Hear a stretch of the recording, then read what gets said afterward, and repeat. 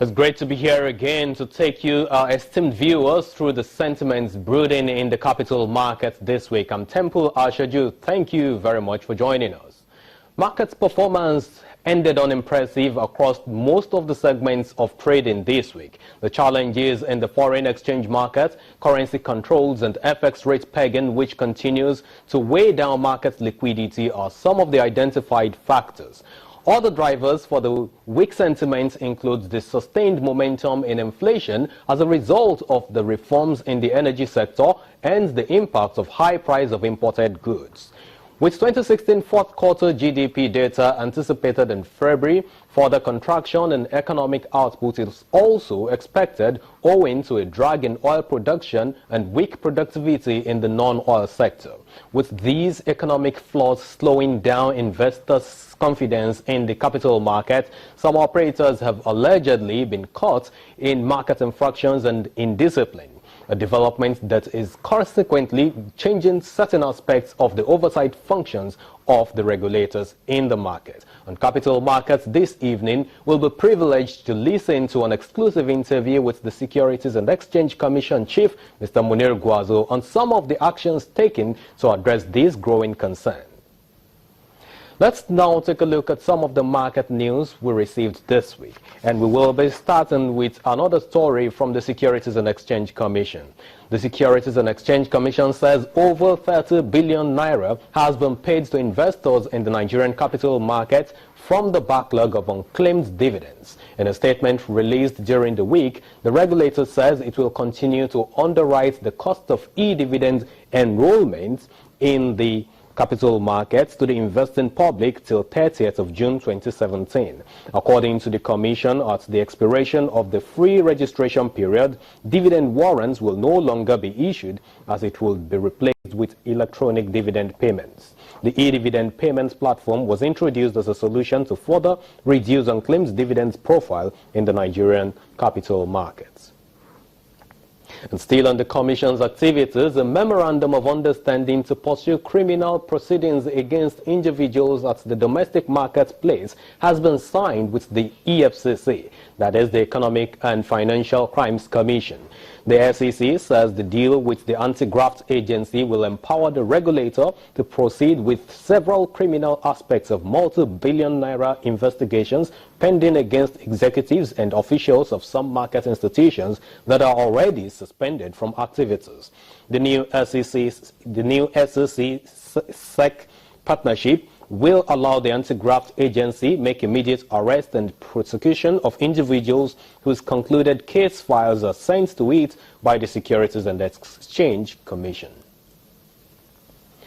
Now, the Debt Management Office, also called the DMO, conducted its first bond auction for the year on Wednesday. The offer, which was deemed successful, saw the allotment of 34.9 billion naira of the July 2021 security at a coupon rate of 16.9%, 74.9 billion naira of the January 2026 tenor has 17%, while 105.1 billion naira of the March 2036 also comes with a marginal rate of 17%. The offer was higher than the previous auction by 91 basis points for July 2021, 75 basis points for January 2026 bond, while March 2036 inched higher by 56 basis points.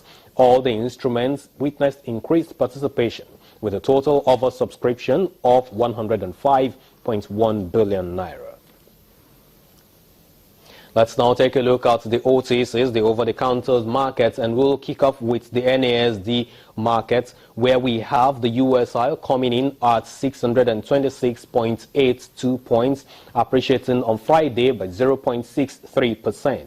Market capitalization went as high as 424.18 billion naira, owing to the same marginal increase of 0.63%, which was traded on Friday. The volume of watts was exchanged by investors stood at 504.86 million, and that increased by 183.71 points, with the value of traded securities put as well at 15.71 billion naira, and that also increased 216.67%. If we take a look at what we have on the NASD top trades, we come across CSCS PLC, AfriLand, and NEDP, which had a volume of 252.15 million shares traded for the CSCS PLC, and AfriLand recorded 371.097 shares, and the value of what was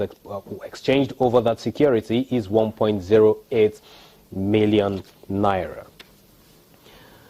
We now move over to the FMDQ OTC and taking a look at the bonds traded on that platform yesterday. We see the 18th of March 2036 bond, 14th of March 2024 security, and 22nd of January 2026, most of which are medium tenor securities, having more deals from investors. For the March 2036, it has 45 deals, and the value is put at 6.50 billion naira.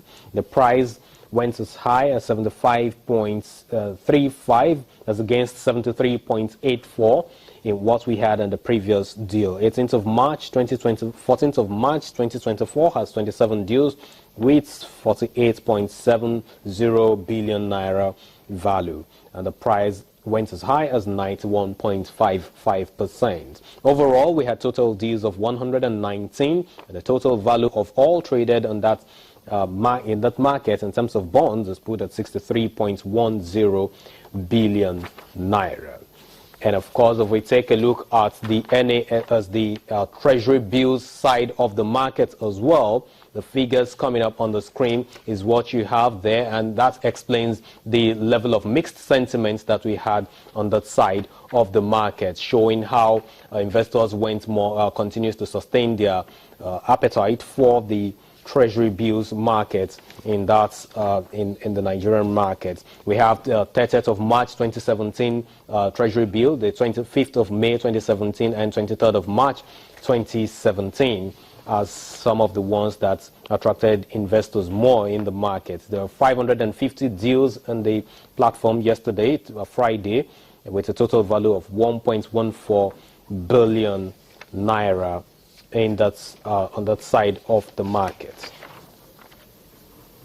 Now let's review the equity market. Take a look at what we had for the week Monday to Friday, which was a 5-day trading session. In contrast to last week's performance, sentiment was bearish in the local bourse as the market was unable to sustain a positive outing this week. The all-share index and market capitalization depreciated by 0.39% to close at 26,223.54 and 9.023 trillion naira respectively. A total turnover of 1.34 billion shares worth 8.90 billion naira in 15,733 deals were transacted by investors.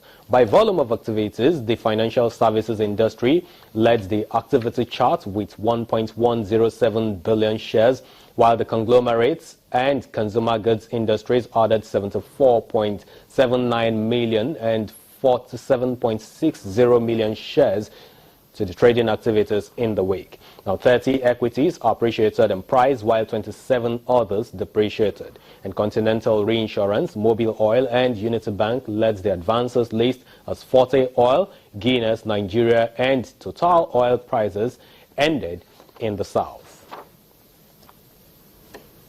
Now onto the African markets. Most of the markets that we track in the African continent ended in the negative territory in terms of week-to-date performance this time, beginning with the BRVM Composite Index. That market closed at 281.32 points, rising 0.40% yesterday, Friday, while the year-to-date performance is put at a negative of 3.71%. The Egyptian Stock Exchange, which has continued to also sustain its momentum in recent times, hit 12,806.77, but declined yesterday by 3.74%, while the year-to-date is put at 13.15%. As a result of profits taken by investors, especially the foreign investors, according to reports in the Egyptian stock market. Now, the NSE ASI, which is the Nairobi Stock Exchange All-Share Index, stands at 124.04 of index level. It is down 0.14% yesterday and contracted 14.10% in terms of week-to-date analysis. The Johannesburg Stock Exchange also contracted 0.70%, while its week-to-date performance narrowed to 0.50%.